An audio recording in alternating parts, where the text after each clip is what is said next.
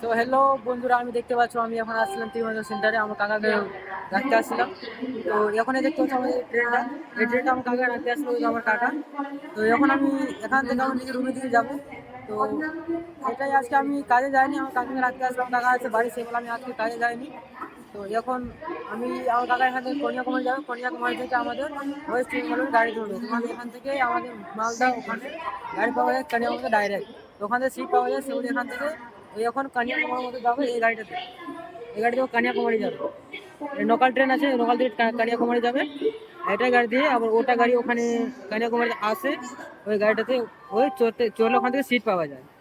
তো আজকে আমি কাজে যাইনি আমার কাকার জন্য, তো আজকের জন্য এটা আমি কাজে তো আজকে যাইনি, তো আজকে হয়তো কিছু দেখাতে পারবো না, আজকে আমি কাজে যাইনি।